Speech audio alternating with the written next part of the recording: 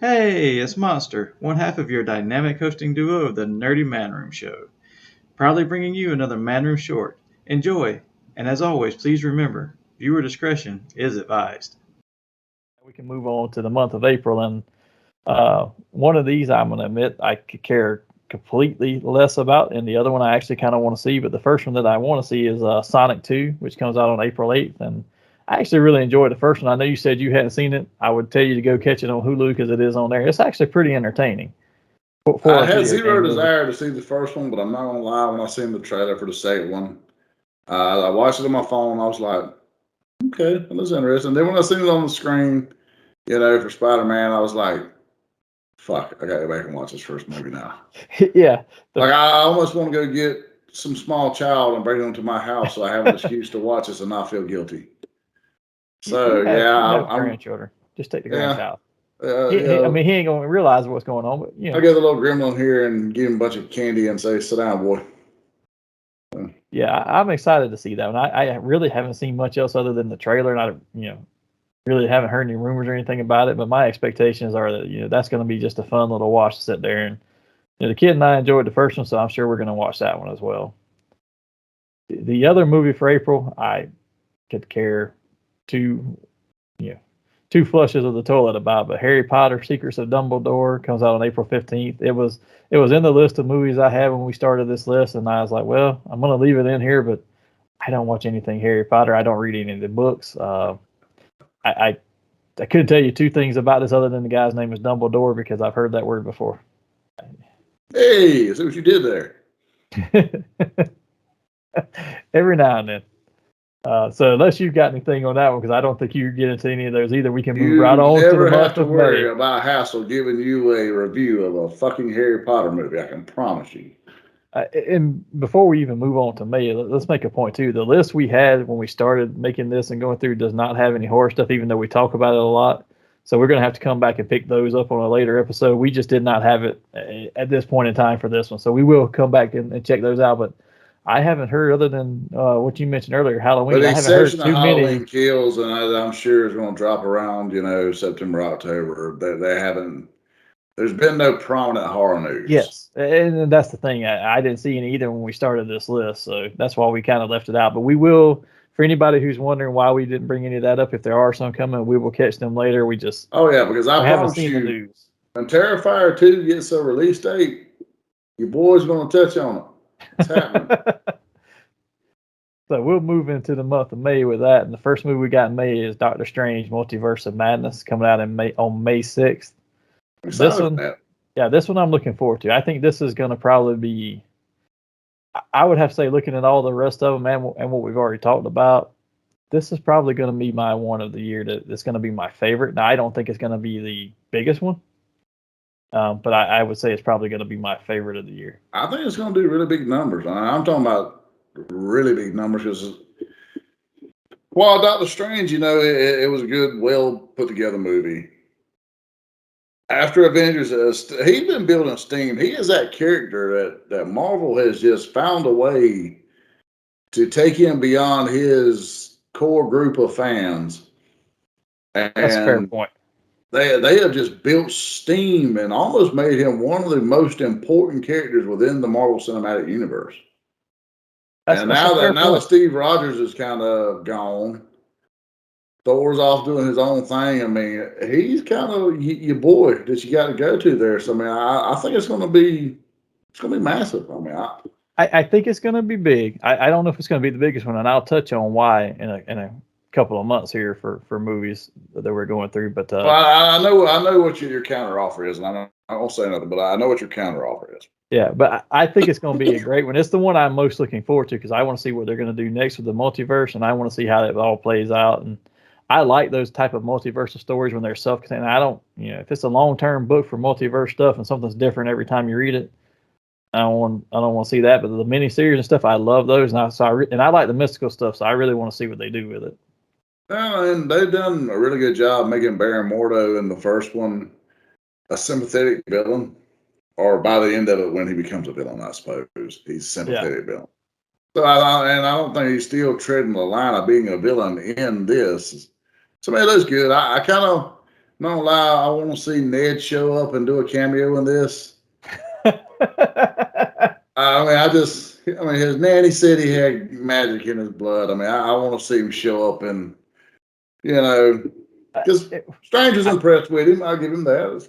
And I'll say this too, for this being a multiverse movie, this is your perfect opportunity to introduce any characters you haven't already brought into your MCU, your X-Men, your Fantastic Four. If this is that's actually rumored. I was a topic I seen yesterday. I wasn't sure if I sent it to you or not, but that was an article I was reading, and they're saying it's going to be possibly a reverse No More Mutants. That would actually be interesting. Because where, in House of M, she says no more mutants. The population drops down to about 200 mutants. This is going to be because they finally released. They're releasing some cut scenes out of movies that they haven't released in the past, and there was one of from Iron Man with Nick Fury, and I was in the cut scene. He's saying, it's enough to have to deal with, people being bit by radioactive spiders or assorted mutants all over the planet. I have to deal with your pampered ass now, and they cut it. So, is this where we finally get our introduction to mutants? It's the perfect opportunity. I don't want to see a bunch of the Fox mutants show up, to be honest. I want to recast them. I want the characters from the Fox movie, but I'm good with the recasting, because at this point, let's just do something different. We've done the same thing for many years, and not to say it wasn't bad, it wasn't successful. Let's move on. It's the only way to get beyond, and you can't pick and choose. You can't cherry pick the ones you get. I mean, I love Patrick Stewart as Xavier. He's old at this point. But you can't get the guy from, Wanted without, what I'm saying? I mean, the only one of those that has the longevity, honestly, other than him, would be the cat that plays Magneto. And he does a fantastic job. But, I say just recast all of them. Because, I mean, who's going to step in for, the cat that plays Wolverine? He's too old at this point to play more than one more movie. And as much as I'd love to see him there, it just doesn't make sense. Get you a young actor. I mean, if they'll follow what they did with Tom Holland and Spider-Man, get you young enough actors that can grow within the roles. Yeah.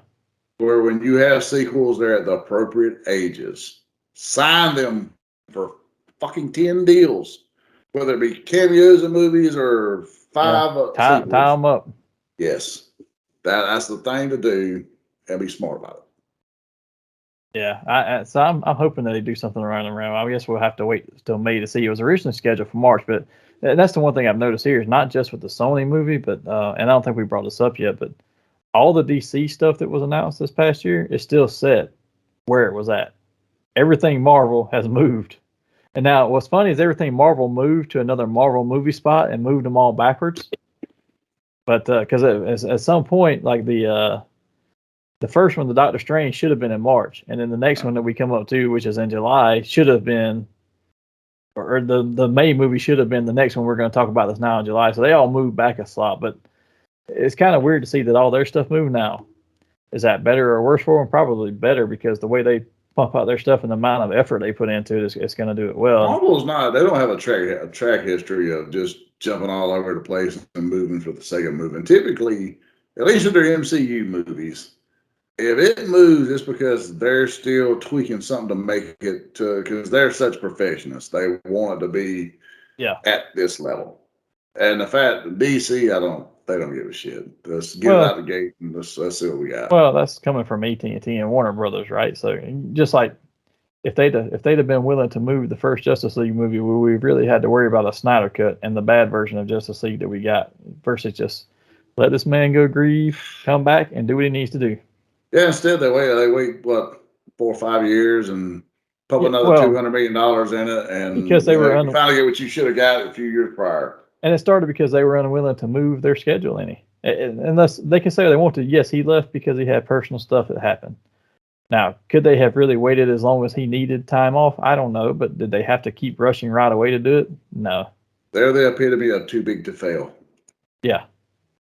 But since we're talking about them, the next movie is actually a DC movie, and this is the one for the kids. And I gotta admit, I laughed at the trailer for it because of who's in it.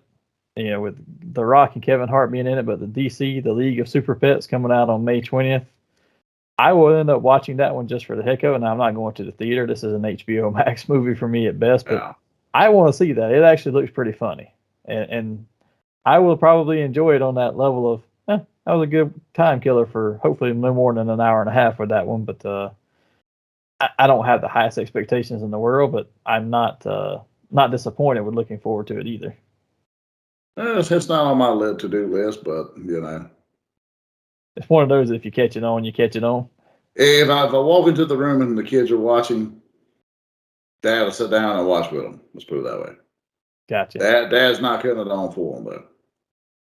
But we do have another classic for you that's coming out in May. Top Gun Maverick. Top Gun 2. Coming out May 27th. I thought this movie was actually supposed to have been like 2 years ago, unless it was just pandemic pushed to this point. I thought they had just scrapped it at some point because they got pushed out so far. I completely forgot about it, to be honest, up to this point. Now, I love the first Top Gun. I'm not so sure. I don't harp on the actors too much or stuff, but, Tom Cruise has been a little out of it the last few years, especially, now I won't say that his performances have been necessarily bad, but I'll tell you that I didn't enjoy the last Mission Impossible, and you wonder how much of it's because he's become completely insane. So I'm not sure how this movie's going to go, but I love the first Top Gun, so I'm going to end up watching it. But, I'm not sure my expectations are high. There's two things that if I don't get, I'm going to be really disappointed. One, a Kenny Loggins soundtrack, and two, Zombie Goose. I mean, I'm just saying, I'm putting that out there. I mean, I want Danger Zone and Zombie Goose. I think you're going to be disappointed because I don't think you're going to get either one of those. Unless you get Danger Zone itself. I don't think you get a full Kenny Loggins soundtrack other than that one song just replaying at some point. I mean, Kenny's not dead, is he? I mean, the man's still alive, right? I really don't know. If he's alive, they damn well better have a new single. That's saying. A good question. Since we're talking, I am going to take a second and look that up because I really don't know. I thought he passed. Don't say that about True Icon. I could be completely wrong, but I thought he had. No, I don't guess so. I'm all right. Are you saved by the bell? Man, am I? Woo! Kenny, if you're listening, we need a new single. That might be. I'm not sure he's getting in a recording studio at 73 years old at this point, but he might. Who knows? But let's jump ahead to June. So in June, we've got the next Jurassic Park installment, and I actually had to look up the title and what number it was because I honestly couldn't remember. This one is Jurassic World Dominion. It's the 6th installment overall and the 3rd under the Jurassic World banner. So the 3rd for Chris Pratt. It is set for June 10th. I enjoy all the Jurassic Park movies. The only one I probably didn't care too much for was the 3rd one where they bring the Tyrannosaurus into the mainland in San Francisco or wherever it's at. And well, isn't this one here the one where they're actually bringing back the cat from the first movie? Maybe in the last one? I'm not sure. I don't. To be honest, that's the problem. As much as I enjoyed them, they're not memorable enough or rewatchable enough for me to go back. What's his name? Neil. He had the Velociraptor. He threatened the kid with it. Told him how they gut him or whatever. Yeah, I know who you're talking about. I just can't remember his name. If he wasn't in the last one, he's in this Sam one. Neill? Sam Neill. There you go. There you go, monster. But if he wasn't in the last one, he's in this one. Yeah, I think he's probably. I don't remember him being in the last one, but again, as much as I've enjoyed these and I've liked Chris Pratt's, 2 so far, they're just not as superbly memorable as the very first Jurassic Park. It's like, okay, it's kind of the same thing over and over. I stopped with part 2. I can't blame you. I've enjoyed them, but again, I will watch 37 parts of Friday the 13th, and I'll stop at 2 parts of Jurassic Park. I need my believability.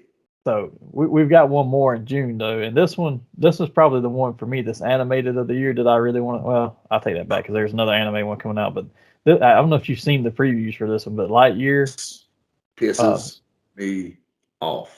Really, I am excited to see that. I'm not gonna lie. When I first seen the little, first teaser trailer we got, I got excited. I mean, the young adult, well, we was probably teenagers when Toy Story dropped. Yeah, but all of those Yeah. were fantastic, man. You There's know, not one of those I oh can't yeah. watch. Well, I love Toy Story. And some of So them I mean, it was like some of them will actually still tear me up. I was like excited at first. Oh shit, they done a little spaceman and all this. But then when I heard that voice, and it was not Tim Allen, I said, "You sons of bitches, But he's not you have supposed to be. just But he's not shit." supposed to be the toy. So I'm all right with it being a different voice, and I actually like the actor who was doing the voice. So, They shit in my plate, and I'm not happy. well, he's supposed to be an actual heroic space character in this one versus the toy. So I'm all right He's a with that. space ranger monster, and I need Tim Allen. I'm all right with it though because it's Chris Evans. I can deal with that. I'm gonna wait. It's one of those. I'm gonna wait for the jury to be out, and we're gonna go ahead and announce it right here. Monster is reviewing this movie. 2 weeks. We'll give him 2 weeks after the movie drops, before it gets out there. I will agree to reviewing it, but I won't set a time frame just in case we're traveling for work or something. That way I won't lie to him. Barring his $1 billion business needing him to do something like go in there and fire some executives. I don't do all that. But okay. 2 weeks later, we should be able to work this in, and that gives you Ham and Eggers 2 weeks to go watch it. If you tell me it's worth it, I'll go then. All right. We can make that deal. The only thing I said, we won't put a time frame on it, but I will make it as quickly as I can to see it because I will probably try to see it the opening weekend because I love the Toy Story stuff. It was just amazingly well done, and I'm excited to see what this is. Oh, I already figured you'll watch it that weekend. I was just saying we'd wait 2 weeks to give a review. Gotcha. To give everybody a time to go watch it because within 2 For a weeks, spoiler review, we can do a spoiler free one before that.